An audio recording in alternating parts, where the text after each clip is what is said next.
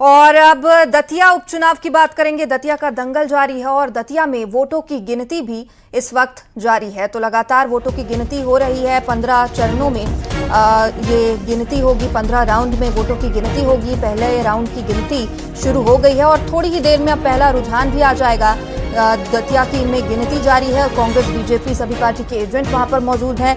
कड़ी सुरक्षा व्यवस्था के बीच वोटों की गिनती की शुरुआत हो चुकी है। 8 बजे से गिनती की शुरुआत हुई है। 8:30 बजे का वक्त हो रहा है और कुछ ही देर में पहले रुझान भी आ जाएंगे। इससे पहले भी हमने कुछ मेहमानों से चर्चा की और जब बीजेपी प्रत्याशी से बातचीत की, साफ तौर पर जीत को लेकर आश्वस्त दिखाई दे रहे हैं। हालांकि रिजल्ट के पहले तो कई तरह के दावे किए जाते हैं। वक्त ही बताता है कि जनता का आशीर्वाद किसे मिला है। तो देखिए, कड़ी सुरक्षा के बीच ये तस्वीरें भी देखिए।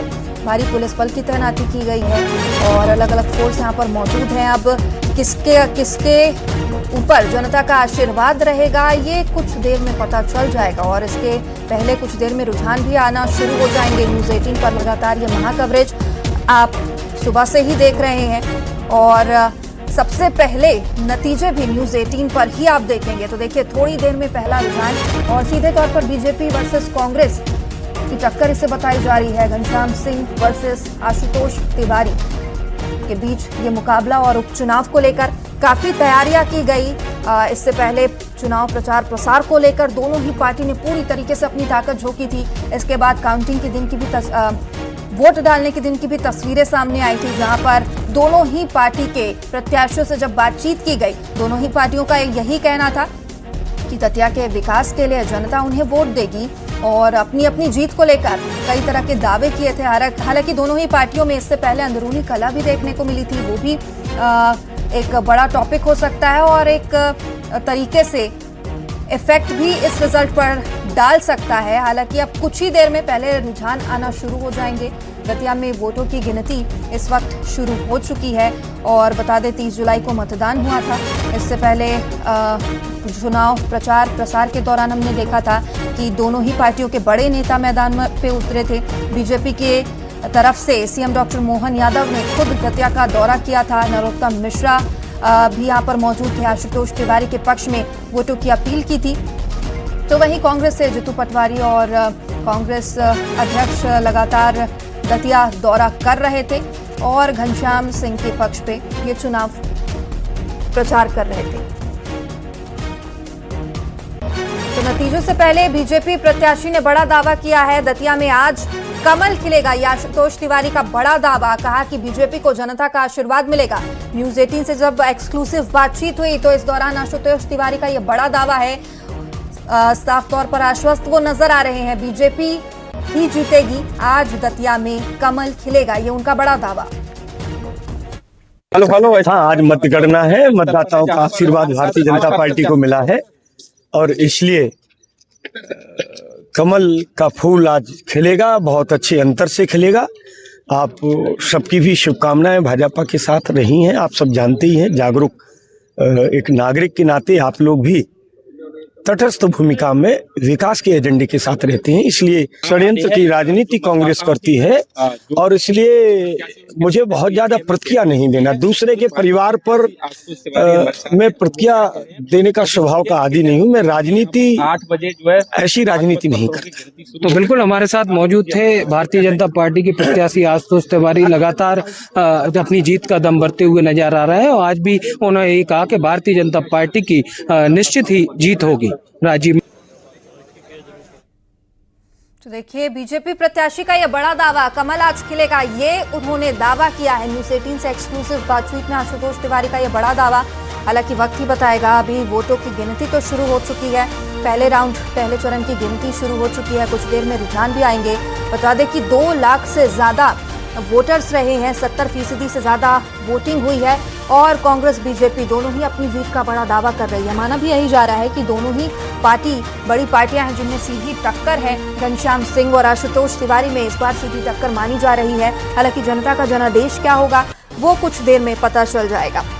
तो देखिए, 30 जुलाई को मतदान हुआ था, 3 अगस्त, और आज काउंटिंग का ये दिन, मतगणना का दिन, और सबकी नजरें इस वक्त दतिया में टिकी हुई है, दतिया ऊपर टिकी हुई है। और सिर्फ दतिया के लिए नहीं बल्कि मध्य प्रदेश के लिए भी कई मायनों में ये चुनाव बेहद अहम माना जा रहा है। कुछ ही मिनट में पहला रुझान भी आ जाएगा और लगातार न्यूज़ 18 पर आप महा कवरेज इस दतिया के उपचुनाव को लेकर देख ही रहे हैं। कुछ देर में ये रुझान भी सामने आ जाएंगे।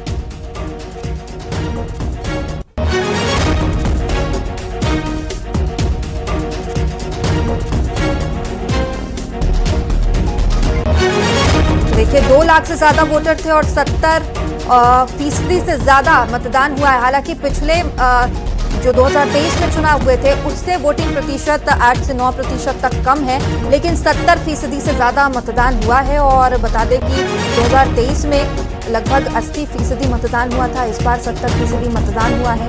और अब काउंटिंग भी शुरू हो गई है। कड़ी सुरक्षा व्यवस्था के बीच 8 बजे से मतगणना जारी है। दतिया विधानसभा सीट में कांग्रेस विधायक राजेंद्र भारती को जो थे उन्हें भी कल रात पूर्व विधायक जो थे उन्हें भी पार्टी से निष्कासित कर दिया गया है। और 2023 के विधानसभा चुनाव में राजेंद्र भारती ने तत्कालीन गृह मंत्री को डॉक्टर नरोत्तम मिश्रा को हराया था और उसके बाद से जो दतिया चुनाव को लेकर कांग्रेस का पलड़ा मजबूत नजर आ रहा था। लेकिन इसके बाद राजेंद्र भारती को सजा हुई, सीट खाली हुई और उपचुनाव हुए, जिसके बाद घनश्याम सिंह कांग्रेस की तरफ से उतरे तो वहीं आशुतोष तिवारी मैदान पर हैं बीजेपी की तरफ से। नरोत्तम मिश्रा का इस बार टिकट कटा। समर्थकों में गुस्सा जरूर देखने को मिला, लेकिन उसके बाद समर्थन भी उतना ही देखने को मिला।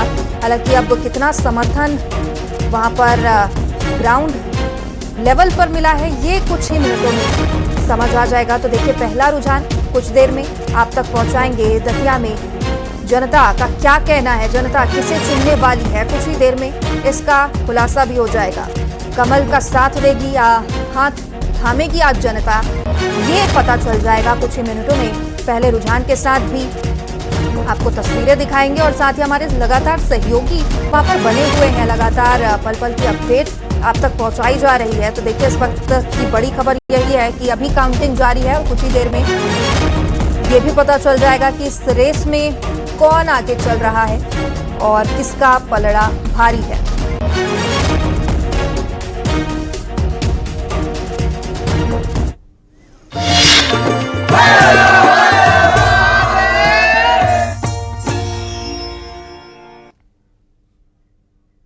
और आज सावन का पहला सोमवार भी है। देश के हर शिवालयों में भोलेनाथ के भक्तों में उत्साह और भक्ति का माहौल है।